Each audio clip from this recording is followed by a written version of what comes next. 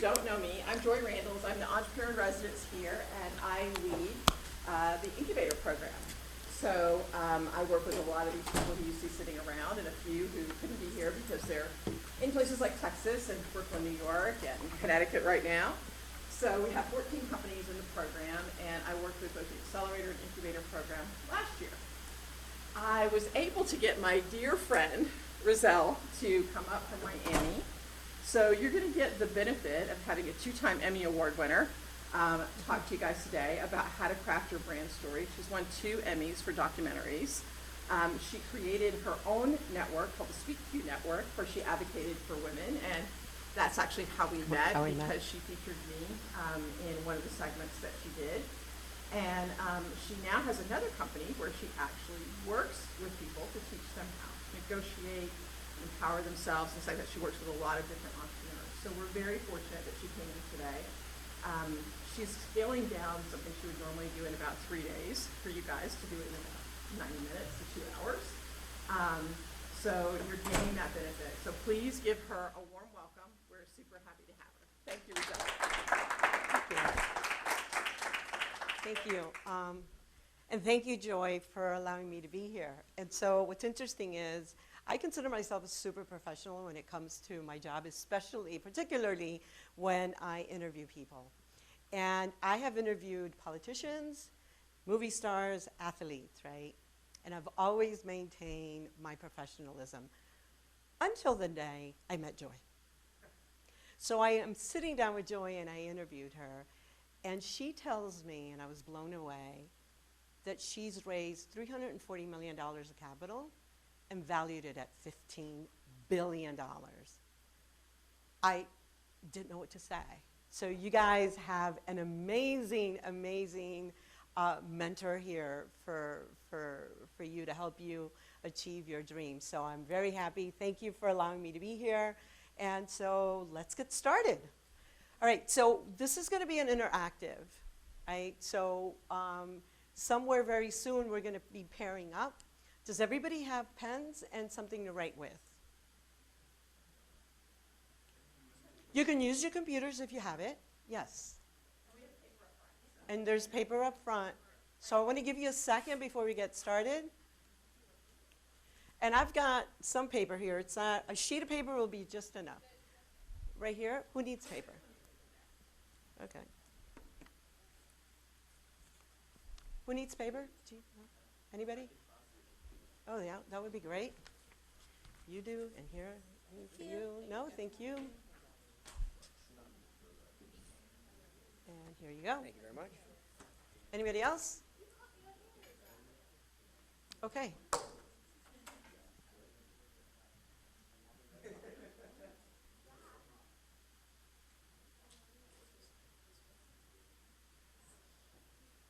We are going to be talking about mastering the art of storytelling. If this is not for you, this is a really great time, right? Right? Because our time, seriously, our time is super valuable. We're going to pack a lot of stuff, and you're also going to connect with each other. But really, if it's not for you, I am all good with that, because I definitely wouldn't want to be sitting somewhere where it wasn't a priority for me. So, ready to get started? So Maya Angelou says, I've learned that people will forget what you said.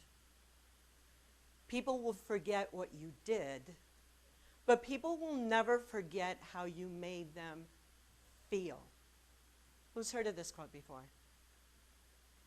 Now, I don't want to take for granted, but I am assuming that the reason you're here is because you all are either entrepreneurs, thinking of being entrepreneurs, and you will eventually, if you want to scale your business, need some storytelling.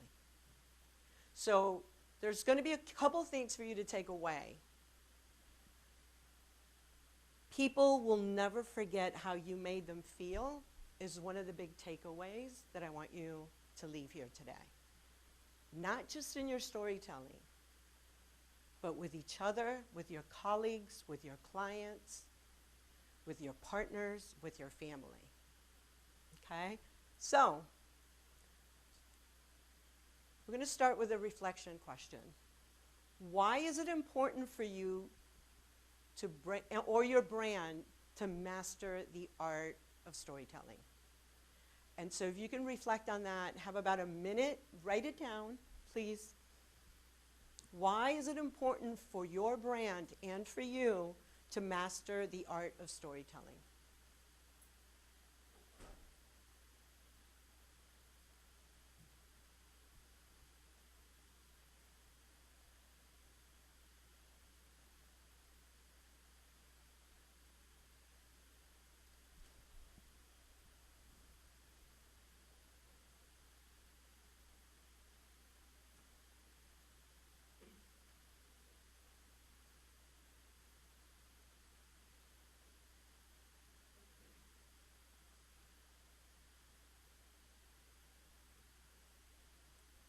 We got about a minute left.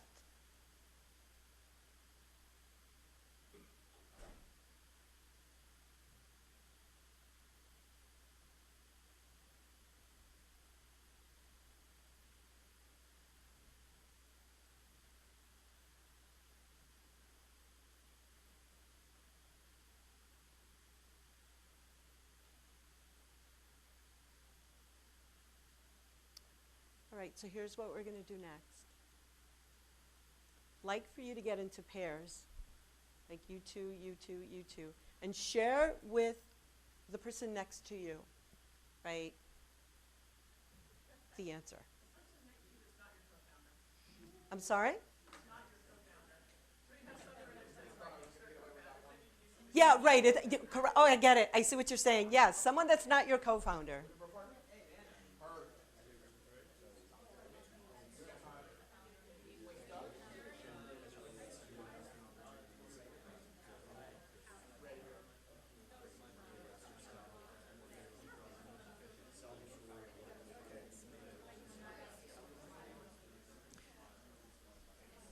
All right, folks, you got about 2 minutes each. I know you got started, but you got about 2 minutes each.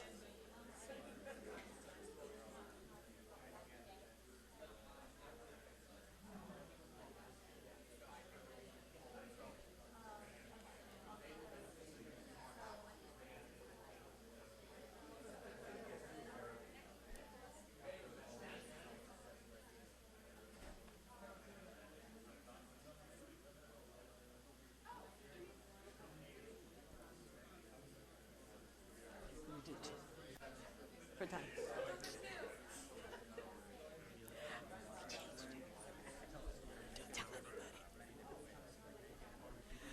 All right, listen up, listen up.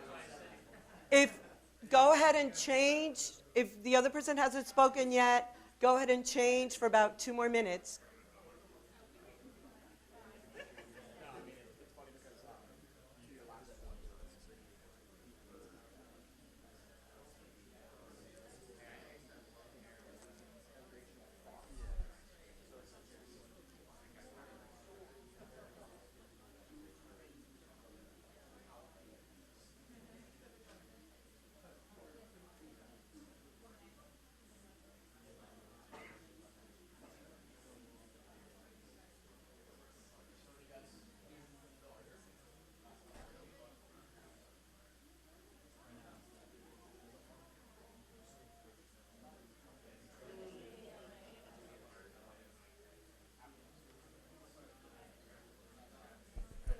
All right?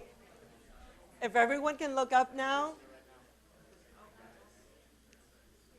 All right. If we can end our sentences pretty shortly. There we go. Wonderful. All right. So I'm going to bring about 3 or 4 of your voices in. I want to hear from 3 or 4 of you. And here's the question. Who here learned from their buddy something or were inspired by something that your buddy shared? Who wants to raise their hand? And where is the mic? Oh, there we go. Okay. So we're going to go with you. Then we're going to go with you. And then I need a 3rd person over there. Okay. Are we starting here? Yes. If you can please say your name and Thanks.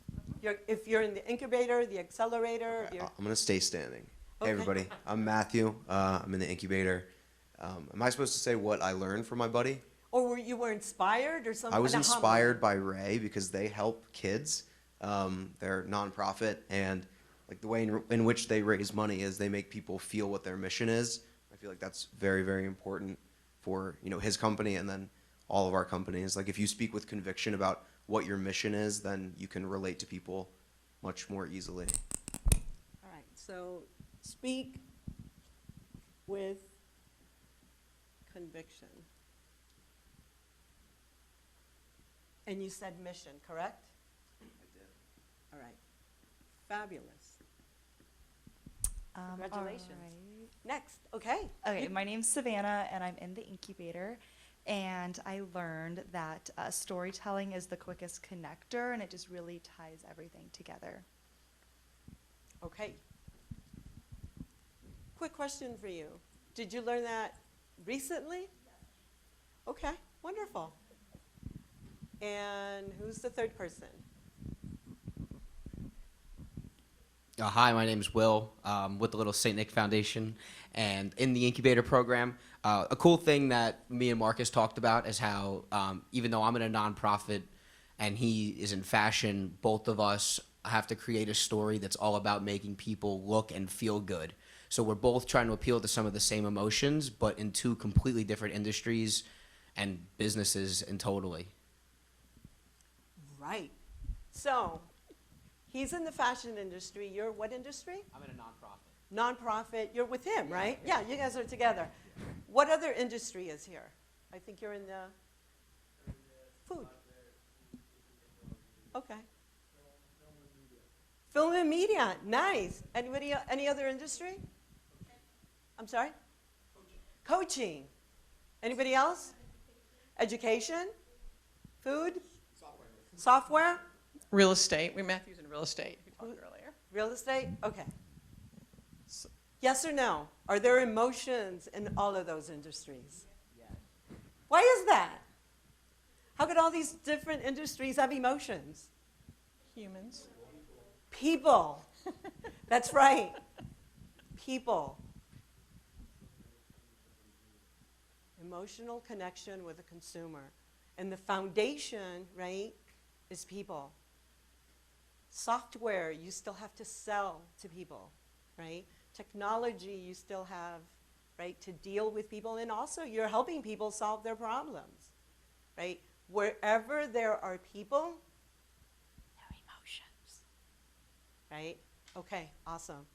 So we're going to do one more exercise together. We're going to go a little bit deeper on the exercise. I left my little clip here.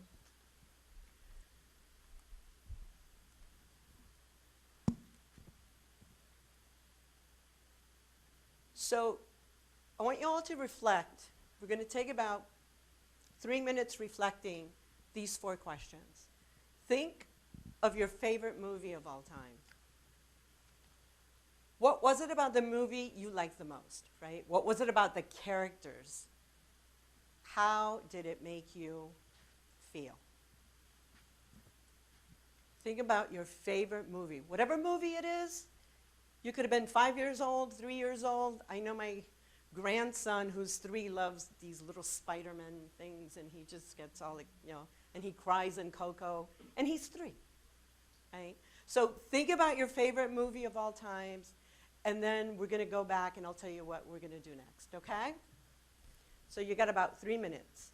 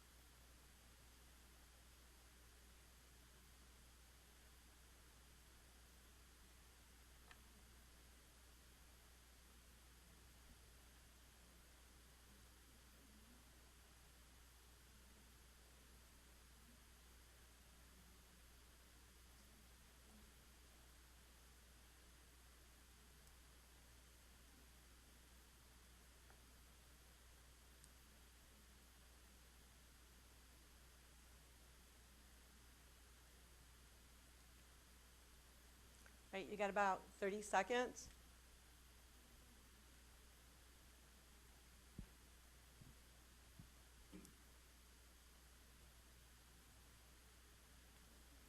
All right, so here's what we're going to do next. You're going to go back and share with your buddies, okay, for about 2 minutes each. I have a favor to ask. When I say time to change, I want to get you guys out of here on time. So please help me get us all out on time and then switch, okay? Can I get everyone's yes on that? Yes? Okay, wonderful. All right, get ready and start with your buddy. Just answer those questions.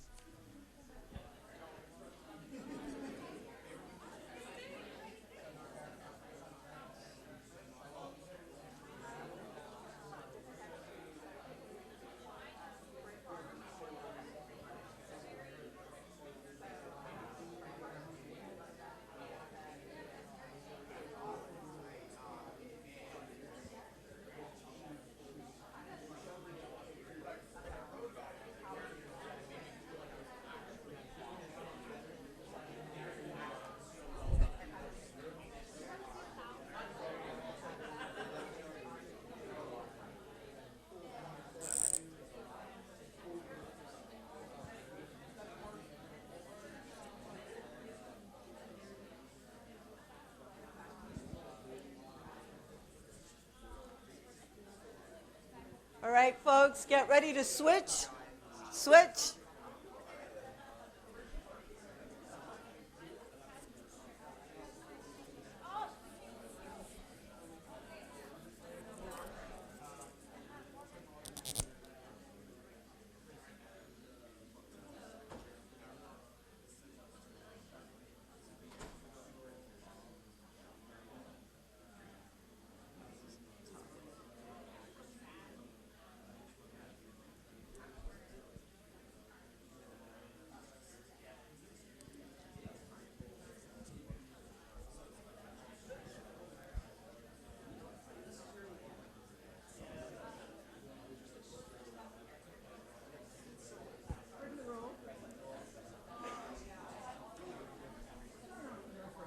Okay, ready?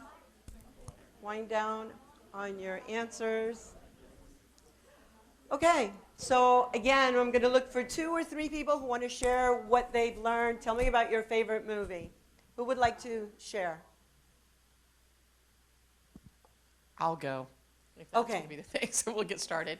So my favorite movie, actually I have 2, but I let Brandon pick which one he wanted. So he chose Braveheart versus Reservoir Dogs. So Okay. for Braveheart, to me, the thing that's really cool about it is that Mel Gibson and his conviction to having his people be free caused him to be able to overcome tremendous obstacles and ultimately sacrifice his life. So if you want to talk about how it made me feel, it's really about his dedication to his people and their dedication to him and what they were willing to follow. So it's about leadership and his ability to transfer his conviction to get other people inspired to follow him. How did you relate to the character? I've overcome a lot of stuff in my life, as people who don't know me probably don't understand, but it's been that. And so being able to get people to follow you. So for me, if I said my greatest accomplishment of all time, you're talking about raising money, that's not it. I actually have people that have worked for me in the past. 60 of them are now CEOs of their own companies. And Wow. they've created, over $50 billion in revenue. So to me, it's about that impact that I was able to help those people become their best self. Thank you, Joy. And come on, let's give them. Thank Now you. somebody else has to go. Come on. Okay, so here's a question for you. Who here has gone through hardship in their life?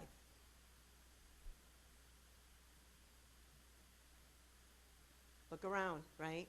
Pretty much everybody. And we're going to get back to that in a little later, okay? All right, who would, can we get one more person to share? Yes. Seriously. Yeah, all the extroverts there. So, my favorite movie is Surf's Up. I've loved that movie since I remember the day I saw it in theaters, and I love every inch about it because it's an awesome story of somebody who has an idol and wants to be just like them and to do anything to get there, but the idol goes missing, and it's just cool because it's a feel-good story about a comeback, but it really shows you that you don't need to be the best, and just if somebody is better than you doesn't mean give up, because if you're doing something you love, you should just continue to do that and just continue working hard. And then also, too, Chicken Joe is my idol. So relating to him and seeing how like it's somebody just completely different and he's the only chicken, everybody else is penguins, but he still finds a way to win and still finds a way to be himself no matter how different he is. So yeah, I just loved him a lot. I have no idea those two movies, I'll be honest. I have no idea. You don't know Surf's Up? No, I don't. Wow. Braveheart, yes. Not that one. Surf's Up. And so I will see it now, right? Great movie. But here, I don't have to see it to know the journey you've been on. And we're going to circle back to that as well.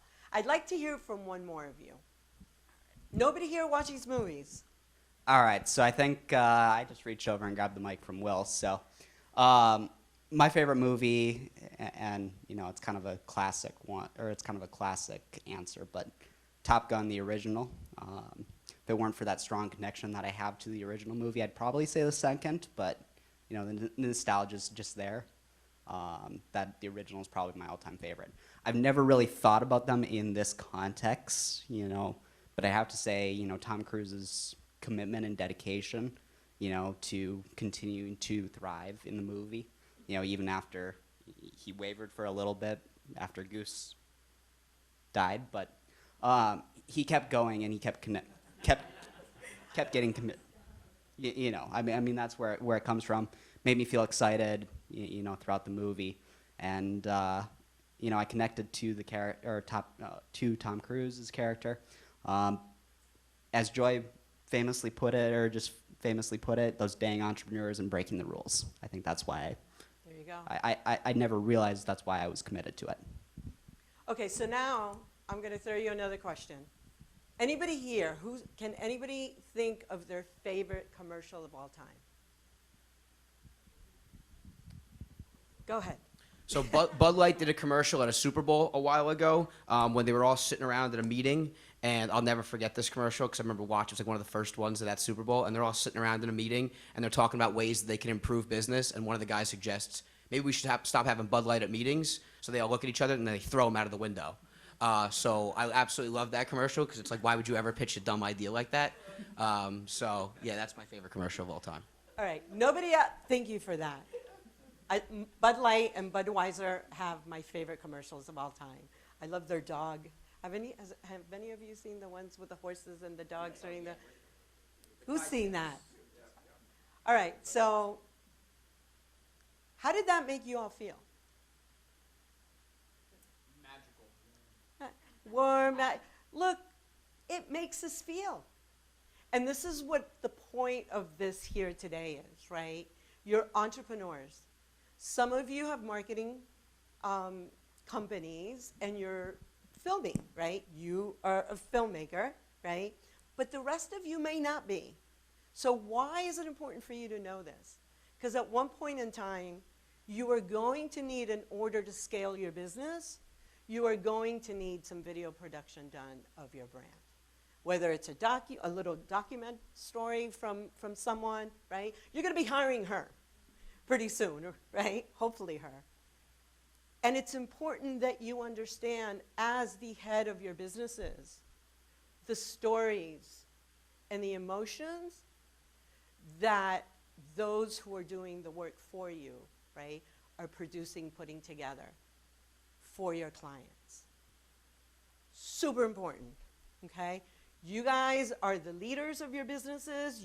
It's your passion, it's your baby. You're not going to let somebody else dress your child when you have one. Right? You're not. Right? You're just not going to go here. Just go. Right? Trust me on that.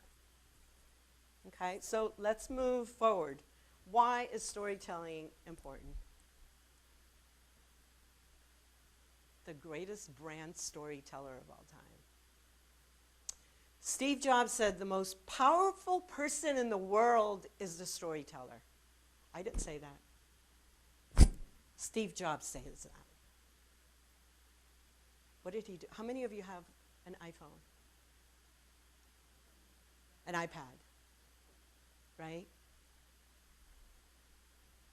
The most powerful person in the world is a storyteller, because the storyteller sets the vision, the values, and the agenda of an entire generation that is to come. Most of you being entrepreneurs that are not in film, right, you're thinking about scaling, sales, the business, right? But how do you get people to connect with your story, with your product, with your service, with your heart and passion, right? Here you go. How did he do it? Through storytelling. And there's neuroscience to that, right? There's neuroscience to that. I'm going to bring in a little neuroscience. There's research over and over that says when we listen to a story, our neurons in our brain fire similar ways to the storyteller, right? And then we have what they call neural mirroring. So why do we cry sometimes in movies when it's something sad, right? Why would we feel the sadness? Movies are designed, commercials are designed to make us take us on a journey. That's the science, right? This is why, and you can I put this up here so you guys can take pictures if you want to take it, so you don't have to take the notes, okay? This is why storytelling is important, because it connects to our emotions, and it's not just hearsay, it is really scientifically, right, proven. When someone describes their current emotional experiences in a story, neurons pop. It just happens. We're not aware of it, but kind of we are, right? Because if someone's crying, there's empathy, and you're like, hey, what's wrong, right? In a movie, the same. In a commercial, the same. And essentially, the listener's brain synchronizes with the TV or with the YouTube. Are you beginning to see the foundation behind storytelling? If you want to connect with your audience, if you want to connect with your clients, right, here's where you need to start, understanding the emotions and why it happens. You may not be an emotional person, I get that. But please don't disregard the science of what actually happens to most people. Particularly if you are offering a service or a product that is going to help someone avoid pain, or that is going to help someone feel pleasure. Who here, and I'm not asking, let me rephrase the question. We all have favorite brands, yes or no? Right? Anybody want to shout out a brand that they like? Nike, a very good one. What does Nike sell?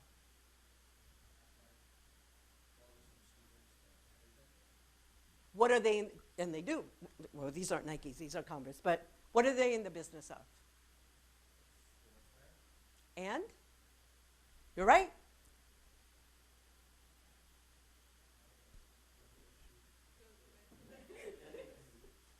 Huh? Athletics, experience, sports, motivation, marketing. You can do it. Right? You see where I'm going with this? Your brand, your product or your service is not just your brand. That's what you sell, but what are they getting in return? What need are you're in the fashion industry, right? What are you selling? Confidence and I'm sorry, and comfortable. There you go. To your point, I am wearing this, super comfortable. Therefore, I'm super confident. If I were to come in here in a suit, super miserable. Right? It's like, yes, students, right? That's what you're selling. Understand what you're selling and what it makes and how it makes a customer feel. All right. So here's the second slide full of information again. And I did that so you didn't have to take notes. Does anybody want to read the first? Can somebody volunteer to read the first bullet point? Go ahead.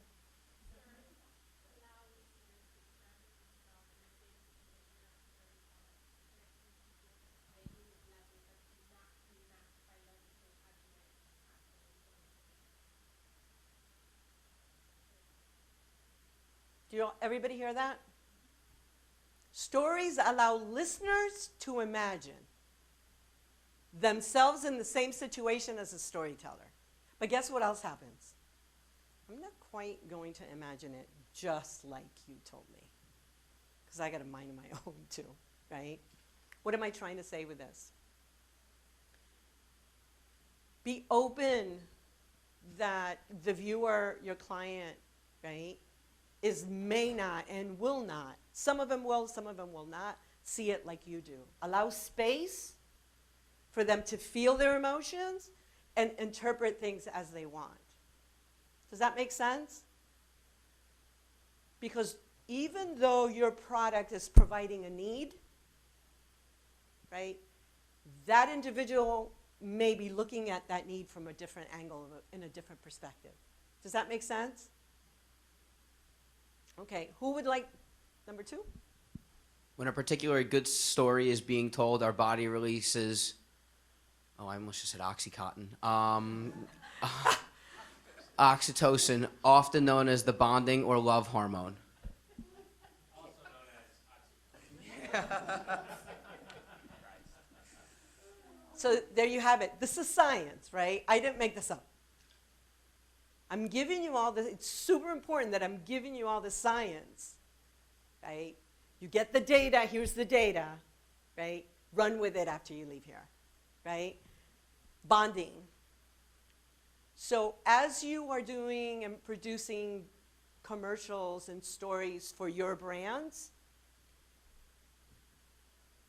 your clients, potential clients, are bonding with your product or service through some sort of emotion and connection of a need that they have. All right, who would like to read the last one? Don't everyone raise your hand. There you go. Thank you. This helps foster an emotional attachment to the characters in the story without the need for direct or physical contact. Emotional connection also triggers associative thinking, whereby listeners link the themes in the narrative to their own life stories.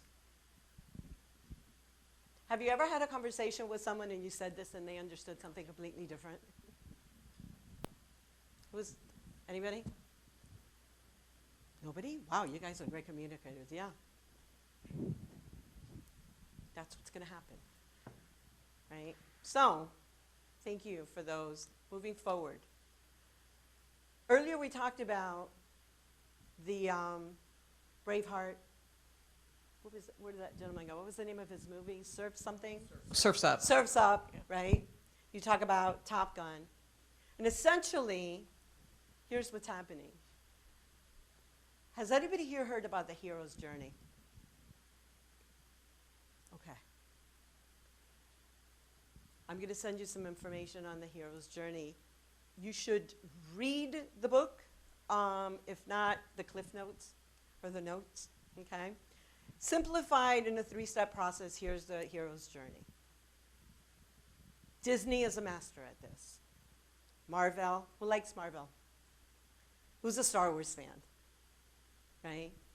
Any and all of the Disney movies. Simple.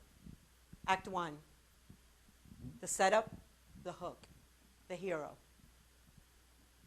Introducing the hero, the setup with hook, right? Act 2, the challenge. Braveheart, Top Gun, Surf's Up. See the similarities? They all have them. Steve Jobs followed Disney's model. He says, Disney has a monopoly on storytelling. I'm going to take it away from them. And he did. This is what he followed. You follow this formula, you'll be able to connect with your clients. Anybody have any questions thus far? I'm going to leave room for questions at the end. Okay? All right, so we'll move forward. Storytelling. Empathy. Right? You've got to have empathy for the audience, for your clients, for those you're serving, right? Recognize the needs of your potential clients and your clients, blending facts and feelings and taking them through the buying journey. Because the buying journey starts when? Huh? At the very beginning. At the very beginning. Understand that the buying journey for a client starts at the very, very, very beginning. And here we go again, emotions, right? Connecting to their worries, their fears, and their unmet needs. What are they? So I fully understand that you've developed a product, you've developed a service, folks, that is fabulous. But if a tree falls in the forest and there's nobody there to listen to it, does it make a sound? If you've developed the most amazing product or service, right? I saw some of your work. It was really nice, right? And you don't tell people about it, right? And connection, the last is connection, seeing and hearing themselves in their story, in your product.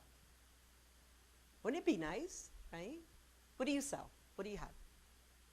Nothing yet? No. How about you? You're in naming one of the products that you sell. A blender. Aha! You guys laughed, right? A few people laughed. Who do you sell that blender to? Who needs that blender?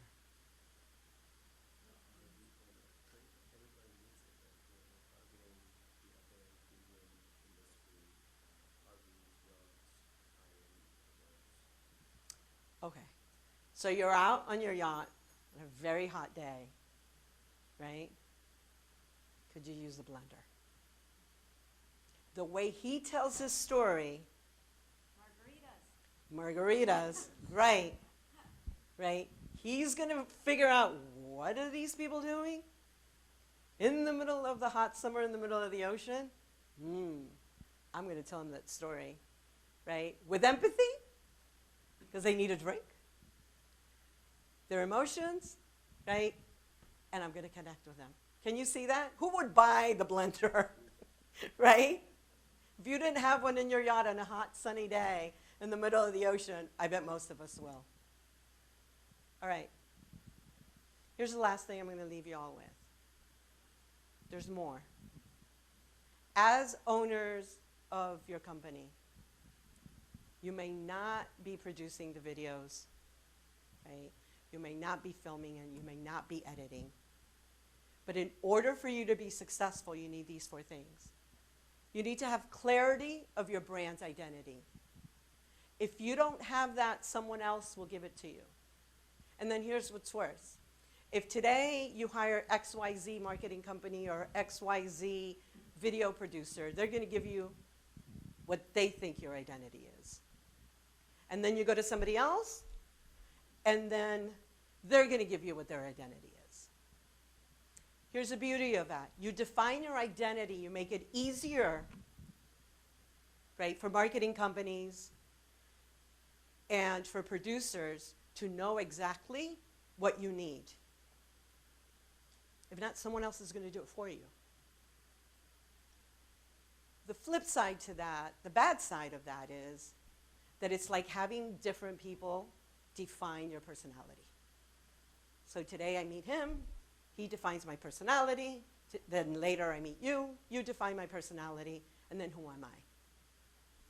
And what you want as a brand, right, is for people to trust the very foundation of what you are as a brand, right? Because if you flip-flop as a human being, people don't trust, right? You don't trust people. What do you sell? Know what you sell and know the business that you're in. The gentleman over there sells fashion, but he's in the business of comfort and confidence. Starbucks sells coffee, they're in the business of community, right? That's really what Starbucks is in the business of. What are you guys in the business of? Be clear. Second, clarity of company core values. You got to get clear on that. That's the foundation, right, of your videos. Be clear on what you stand for, again, so you're consistent. The third box in the bottom is clarity on the client avatar. Know your client. Know what they need. Know who they are. Know what they do. Know their emotions, right? And then lastly, as entrepreneurs, as the heads of your companies, establish guiding principles for your company's brand story. Once you identify all these things, you see, when you identify all these the first three boxes, then you're ready to come here and you say, our guiding principles are these. And your storytelling and your branding will all be consistent. We all wish for that viral video, right? But consistency, if anybody's run a half marathon or a marathon, has anybody run? Have you, right? It's one step at a time. And so, in 6 months from now, your business has scaled 10x. So get ready, okay? What will your customers say about your brand story?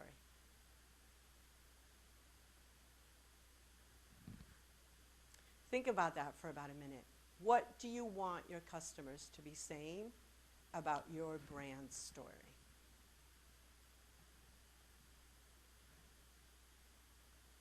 Take about a minute, and then we'll share, and I'll open it up for anybody if you have questions.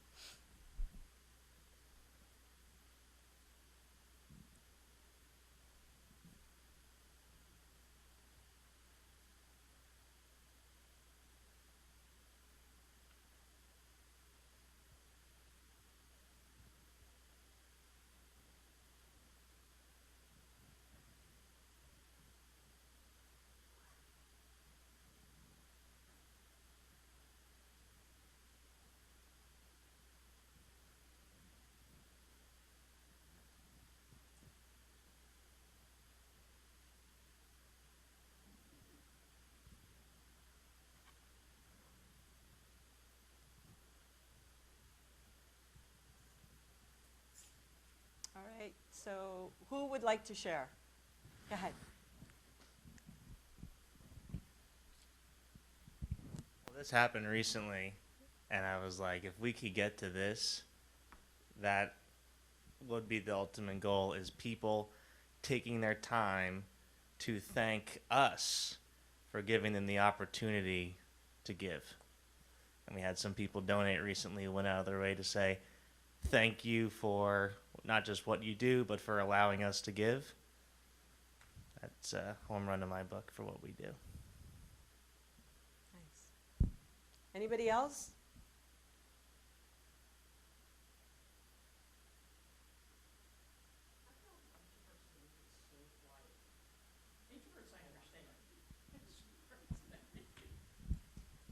I'm going to say that I want them to be thankful for the world of opportunities that, scuba diving had opened up for them, whether it's and the experiences that they've had.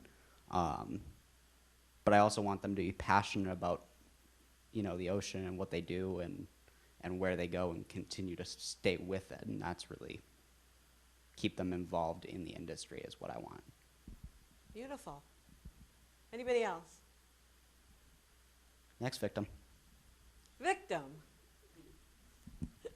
I don't know if I would call her a victim, but It would be amazing if 6 months from now, when asked about what people knew about us that they learned would be that we help people, that we may have led them to Jesus, and love people, love God.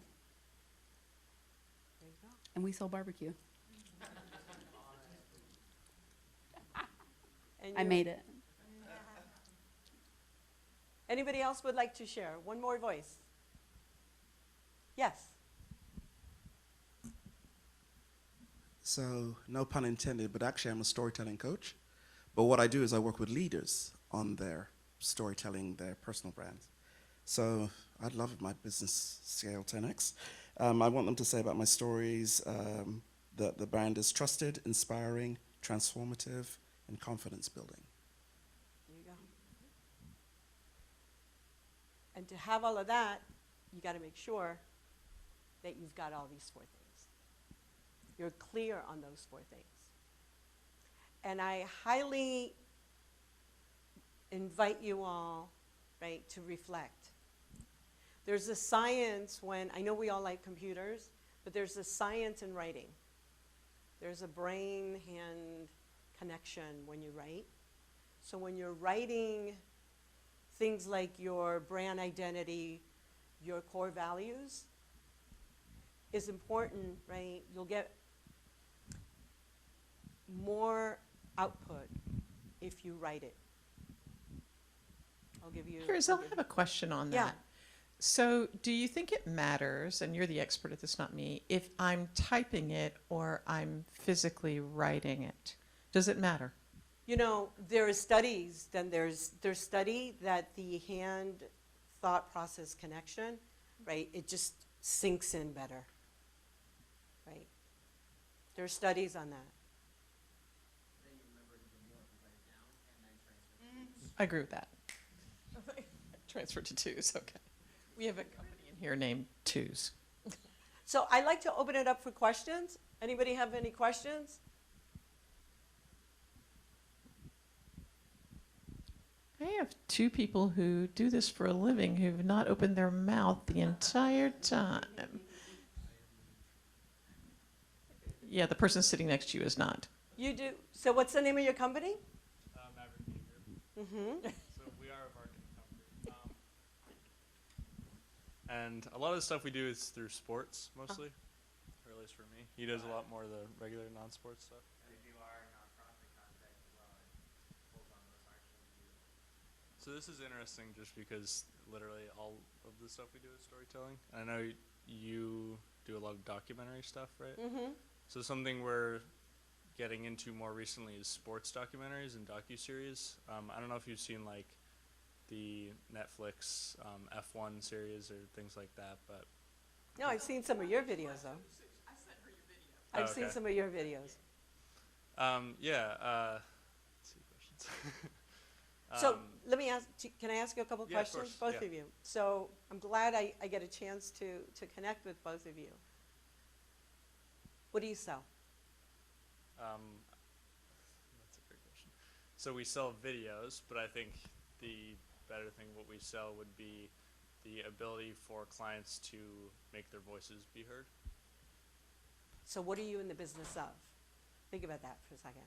I think storytelling would be the Right. basic And answer. particularly for your clients, what type of storytelling? I would say the journey. So a lot of the stuff that we have been doing recently within the sports side of like the shorter docuseries stuff is more so the journey that someone's taking throughout their career and the steps and hardships that they're either struggling or going to struggle with within the future or currently. So it's pretty much like an overall encompass of what they have going on within their lives on top of that sports aspect, if that makes sense. Completely. And this is, right? I mean, it's right there. Right? Now, let me ask you something. Who is your client? In that specific, Right, because I'm with you all, so you have the, right, the end client, meaning you have this individual who's in sports, right, and you're, telling his story. Who's the client, right? Who are you, what are you selling and to whom as far as this individual whose story you're highlighting? I guess telling, or we're selling their story to anyone that's interested. I don't know if that's. Which, is it a sponsor? I Is think- it for them to get, I don't know, on a team in college? What are you, right, what are they hiring you for?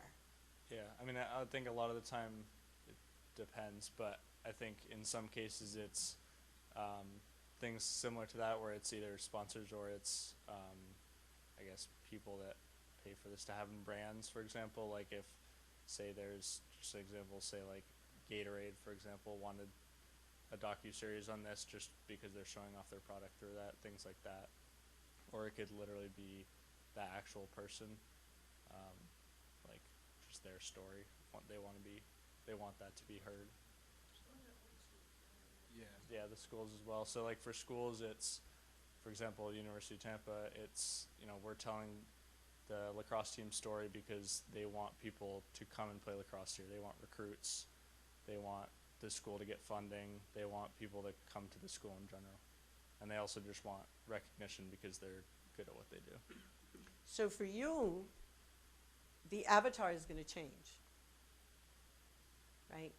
Depending on your client. It could be, in this case, right, it could be the students to come to the games, right? It could be for a sponsor, so that's going to change. Understanding what Gatorade looks for in sponsoring a student athlete is huge, right? Have you ever given them a call, like any of the reps, and say, hey, what do you look for in student athletes? What are you looking for, right? Yeah, it's a story, but they're going to tell you, everybody's got a little something that they're looking for, right? Like you're particular about the things you buy. You might not be aware of it, but everybody, has their own thing that they look for. Figure out who that avatar is and what it is that they need and that they're looking for. May I suggest something for you all? I saw your videos. I thought they were great. And this is on the technical side. Using gnat sounds and tighten faces when when they're about to score. Play with that a little bit more. Gnat sounds, music's great. For those of you who are Star Wars fans, John Williams is amazing, right? But think about when the music comes in, right? The music usually comes in to enhance the what? The emotions. Right? Every lighting is, the way lighting is done, and I'm getting a little technical here, is to enhance the story, the emotion, the connection, and the empathy between you, the viewer, and the person, right, on the screen. Be very, very careful and mindful, because when you nail those gnat sounds and you nail those shots, those close-up shots, it makes a difference. Right? It really makes a big difference in showing the character and the personality. So here's something that I do have for you guys. For those of you who are interested, and I spoke with Joy, I am more than happy on a Zoom, if there's interest, that I can set a 90-minute call where you guys come in already with the information of the first 3 squares, right? You know who your brand identity is, you know your core values, and you know your avatar. And then what we'll do in that 90-minute class, we'll work, everybody individually on their own business, will work on your guiding principles for storytelling. As entrepreneurs, it is going to be extremely effective for your story. When you can hire a production company and say, hey, here's who we are, here's what we need, here's our guiding principles. What can we create based on these things? How valuable would that be for you? Sorry. We've definitely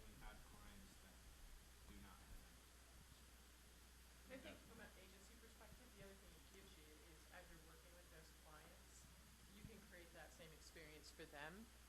And you can create a brand book for each of those clients that encompasses that so that they can share it internally too. And you can make money on that. You right? can. You could definitely make money. Because whether we do it or somebody else does it, let's define it for you. Right? Let's set that course for you. Yes? So first of all, thank you for coming and take your time to come to speak to us. A question that I had around the storytelling and evoking the emotion, but yet the connection to the audience is how have you done through the storytellings that you have created, have you been able, and you notice that work, been able to create the emotional connection in a not so simplistic and overdone way, but it's still a very deep connection? And I know it's a complicated question. It is a but yeah. fabulous question. So what you're asking me is, how have I connected with the person I'm telling the story of and the audience? Yeah. Fabulous question. And here's how. Number one, I need to connect with them. 100% authenticity, I'm all in. How do I connect with that human being that I'm about to interview and I'm about to tell their story? And I'm going to give you 3 tips on that. When you're interviewing somebody or when you have somebody that that's going to be representing your story, at the end of the day, we all want to look good and we all want to sound good. I never realized how people are afraid of me until I started interviewing people. I was like, how could you be like, oh, wait a minute. Because this is going to go on some form of story video, right? And it's going to be out there on YouTube. People want to look good. People want to seem smart. They want to sound smart. So sidetrack on that, but just make sure, right, that everyone that you're about to interview, that everyone, even if you hired an actor to do a commercial, right, that they feel safe. The reality is, you're not going to get authenticity if somebody doesn't feel safe. You're not, right? How authentic can you be or will you be in a place where you don't feel safe? So the first step is to make them feel safe, right? And then just get curious about them. Right? Really, truly get curious. And understand that as you're interviewing them, they're going to go through an emotional roller coaster. At the beginning, they're going to be tense. Has anybody been interviewed before? Okay. Usually at the beginning, you're like, what do I do? There's inner critic. Who's got an inner critic at the beginning of every interview? If you don't know the person on the other side, yeah. If you know the person and you have a relationship, you've already established trust. Can you see that? So making the person that you're telling the story feel safe in that they're going to look good and they're going to sound. I'm going to share a story that's kind of funny but kind of a little gross, and it took a lot of courage. I was interviewing a CEO of a company that we were producing a documentary for. The gentleman was from Brazil. He spoke perfect English, very stern, right? If any of you have taken the DISC profile, he's diehard D, right? Very dominant, very stern. I'm sitting here, this is the worst experience I ever had. I'm sitting here interviewing this man, and he's got something in his nose.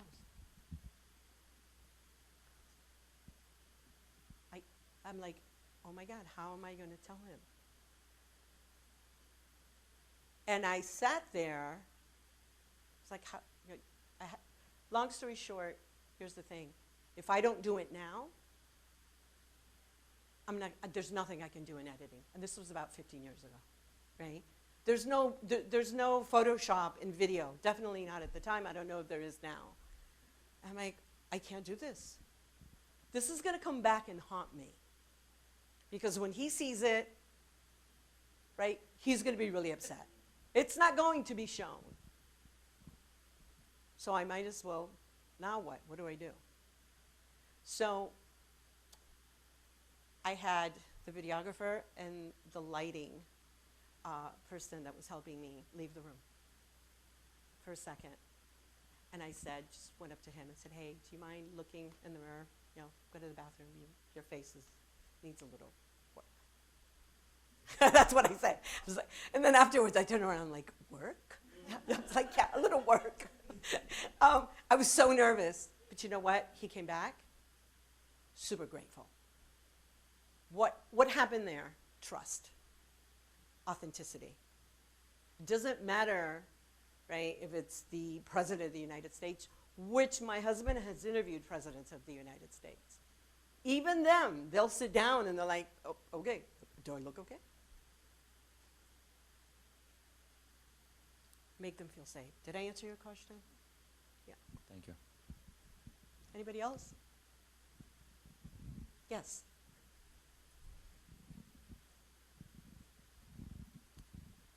How do you decide to tell the story, or to lean into negative or positive emotions for people? Like, does one resonate better than the other when you're telling a story? Like, making fear be the driver versus like joy, or like, does that even make sense? That makes a lot of sense. Because sometimes it resonates better for the audience if it's like a positive message versus a negative message. But obviously the news proves otherwise in a lot of ways. That makes a lot of sense. Let's move news out of this for a second, right? We're talking about branding stories. Fabulous and brilliant question. People buy because they want to avoid pain, right? Or gain pleasure, right? Sometimes, right, you need to...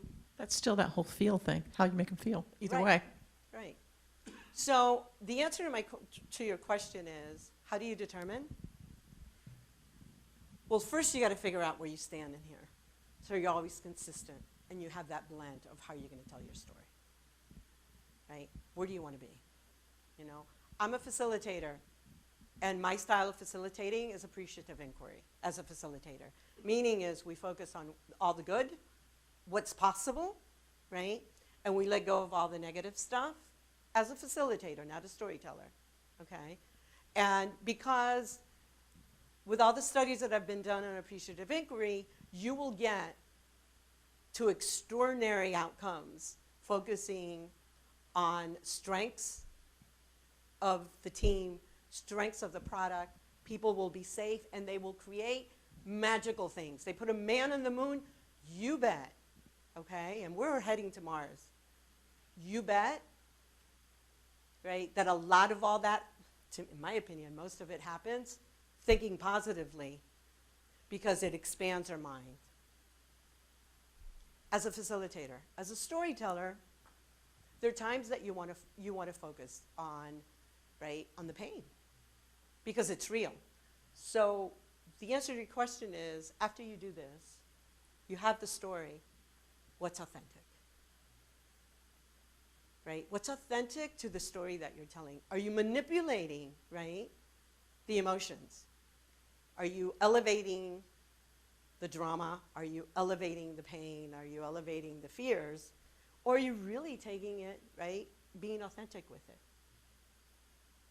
So it's a matter of choice depending on what you have in front of you and what your goals are. I'll give you an example. There's a nonprofit in Miami that about a couple of years ago I did a story. And what they do is they help,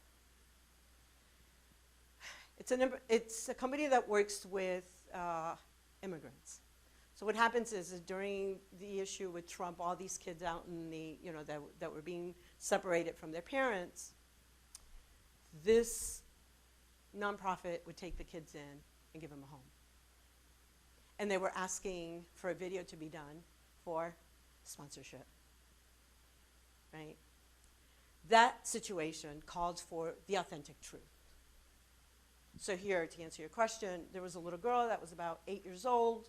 By now she knew English, she sat down, and here you have this 8-year-old little girl, scared to death, telling me, they took me from my mommy and my daddy.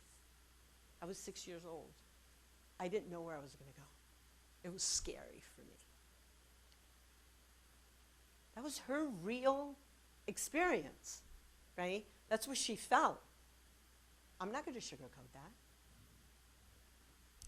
I didn't ask her anything directly for her to say that. That was her experience. Is it necessary? Yeah, you bet. We need to know how kids feel when they're taken away from their parents. All politics aside, right? How does a child feel? That could be traumatic for that child. Another lady that we interviewed, she said, I asked her, I said, well, why did you come here? With all the risks, why would you come? What prompted you? What was your situation? I believe the country was Bolivia. She says, because there were, gangsters in our village, and we needed to give them some of the money. And if we didn't give them our money, they would kill us. That's why we came here, for my kids' future. That was authentic. Was it important to tell the story? Yeah, I think it was. Does that answer your question?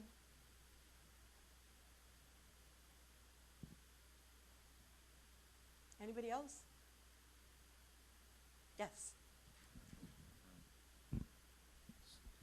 So my question, it's a tricky one, but something that I think a lot about is when we constantly tell our story as a brand, there are audience that jump on this journey and this, our story in different time frames. So what is your advice to make sure that somebody that jumps in and touches with the brand early on, contra somebody in a year after, that the messaging of the journey and the brand still come across as kind of same?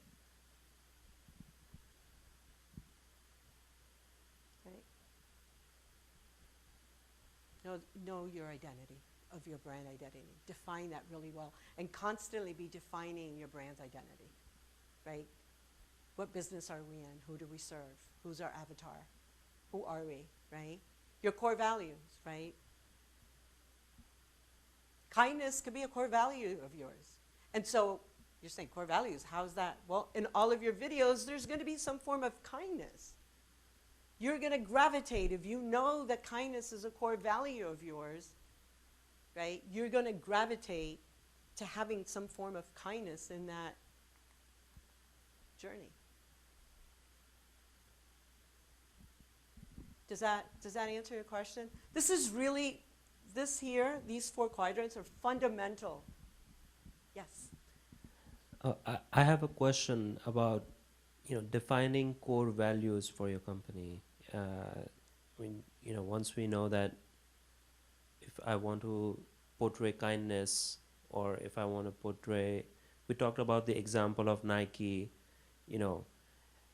athletics, sports, but how do we define that core values for our company? What a great question. Core values start with the entrepreneur, right? Your business ends up having an identity of its own, but whose business is it, right? It's you, and if you have partners, those core values are determined, right, by you and your partners. As an extension, it's usually an extension, right, of the kind of human being that you are. And let me share something about core values. I facilitate 3-day workshops for companies just on core values. And here's what the beautiful thing about core values is. They're just not on the wall, right?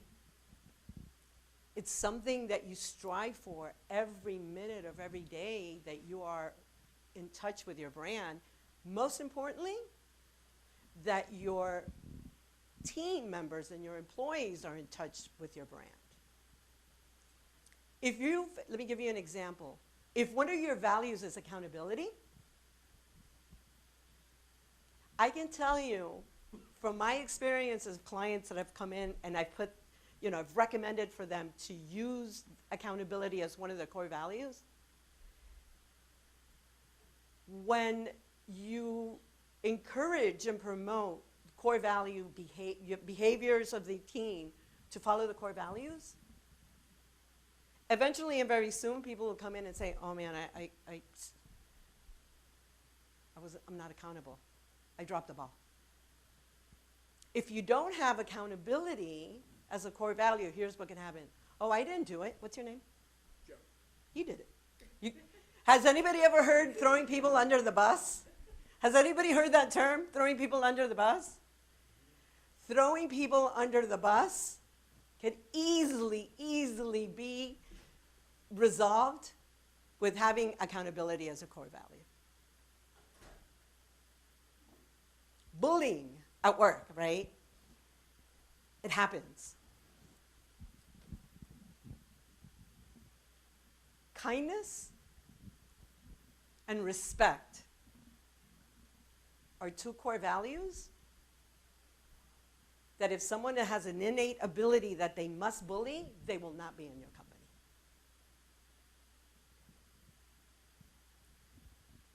So I think that the other thing that when you think about it, right, the entrepreneur sets, the CEO of the company, right, the person who starts, they set the culture of the company.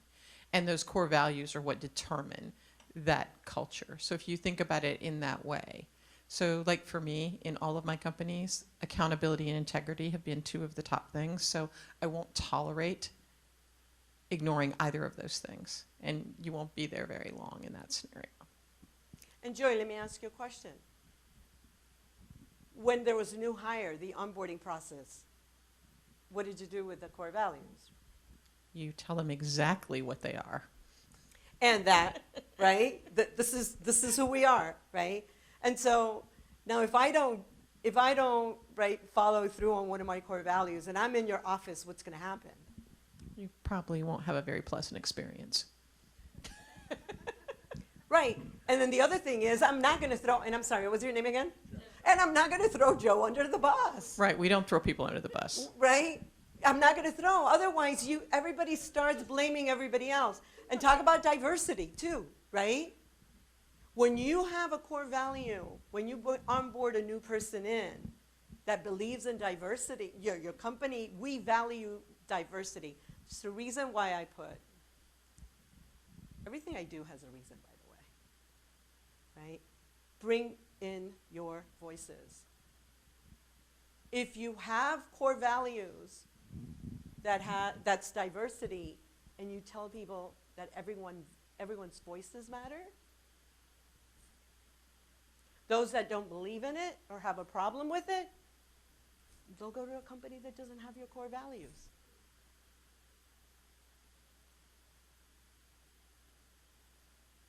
And so, what does that have to do with storytelling?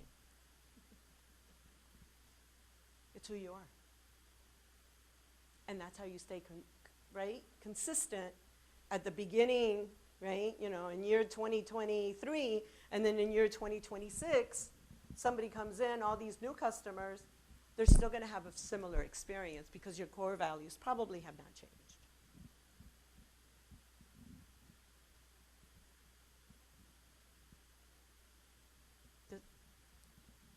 Anybody else have any other questions? It's a lot to take in, huh? I was going to say, one of the things that I've found when you're talking to people is oftentimes when people are on video, they have one view because on video, it feels more invasive because we're there visually and we're there orally, right? Sometimes people tend to be more candid when they're not on camera, but they're only on audio. If you think about it, when you guys are looking at this, it's one of the reasons you'll find that people tend to be far more candid on audio podcast than they are on video podcast, because it feels like we're just having a conversation, right? It feels very normal. And so people tend to open up more. So sometimes if you're not getting your customer or someone to open up because they're on video, sometimes you'll get a much more candid response on audio. And you are absolutely on point with that. Here's how I work with that, Joy, and that is presence. right? A lot of the times, you know, we're like, we're doing a bunch of stuff at the same time. When you are speaking with someone that you're interviewing, you've got to be all in, right? You got to look them. I'm not saying you just kind of stare them down, right? But you really have to be fully present in the moment. At the moment that they feel that they are being listened to, I can assure you that they're going to open up. I have in Miami interviewed a good portion of the leaders, the men leaders in Miami. And I'm in Tampa, so I can say this, right? A lot of them I made cry because we were so intense, right? We were so, what do I mean by intense? Intense is like, I'm like really just being present with the other person. And I can assure you, if you're present, if you practice being present with someone else in an interview, they're going to trust you. And I'll give you another clue. If you practice truly being present with your partner,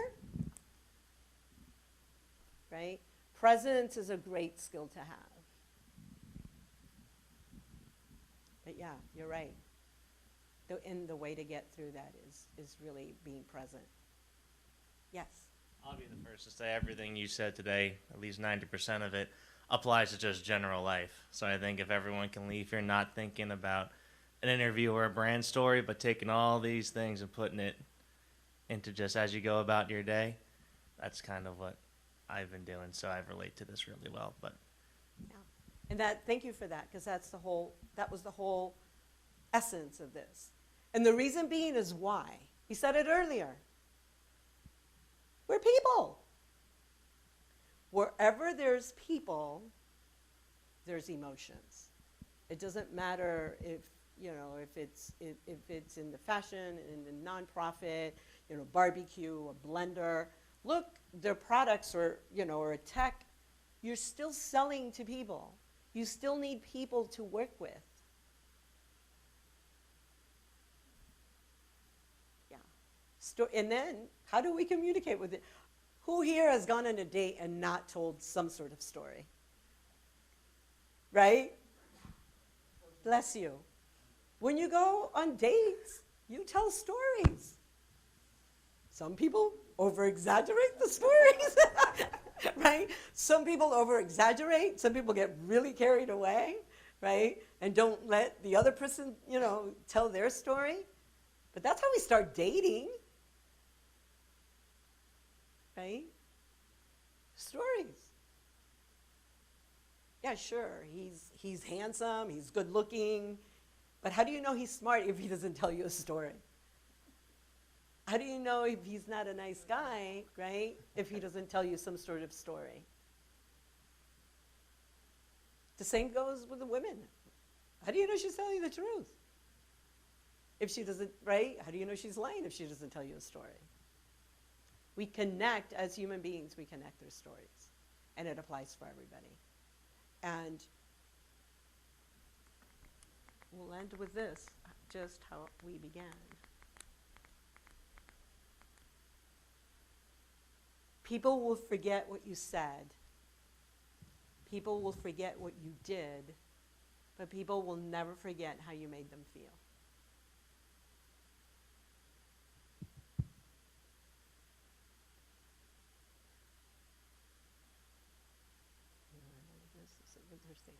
What are they thinking right now? All right, so Joy, if we'll work on a date. Yeah. We're going to work out on a date for the online session. It will probably be 90 minutes, and we'll go through. You guys will have to. We'll send out an email. You need to come if you decide to take that 90-minute session. You need to come in with a clarity of your brand's identity, what you sell, what you're in the business of, the first three squares, and then we will get to work and you'll have some sort of a document, right, with clarity on what your guiding principles for your company's brand So I'll share Sorry. that document with you guys when I send out the invite. For those of you who are not in the incubator program, you can get me on Spartan Collective, or I'm in 816 every Thursday. Or let me know when you're done, give me your email address, and I'll make sure that I include you. It's worked for Disney. Of course, yeah. I'm not very techie, so I kind of figure out how to do this, but yes, you can. Like I said, it worked for Steve Jobs. For those of you who don't know, so my first job was actually at Apple Computer, my first real job. I sold my company that I started when I was in school and went to work for Apple. Steve Jobs used to practice before he would get up in front of an audience, and he got better at it, trust me, over time, than he was in the beginning. He was always very passionate, but his skills got much better over time. But he would practice, and he actually wrote his own content. Like, you would think that it came from marketing, but it didn't. So for him, everything was about the user experience, and he would practice for a month before he got up in front of an audience. So for years, like way back in the days when there were dinosaurs and things, then there was a Macworld event that was held in Boston every year, and an event that was held in California, so they were back and forth. And he would literally practice each day for about an hour and a half a day for a month before he would get on that stage.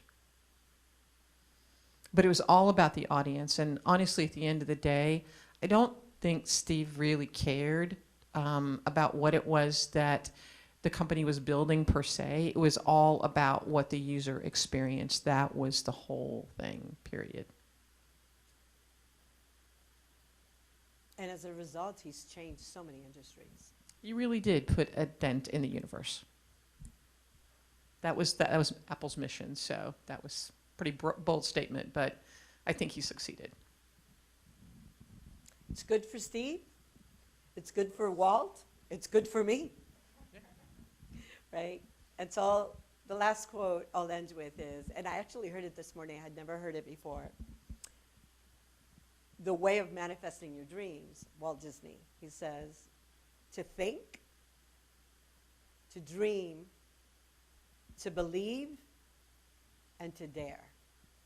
And so my wish for you is that in all your entrepreneur endeavors, that you follow that, and all your dreams come true. Very Disney-like, but hey, I'm a Disney kind of girl. It's only an hour and 20 minutes. Yeah, well, it's 4 hours from my house, but yeah. Thank you so much, Reizel. No, thank you. Thank you.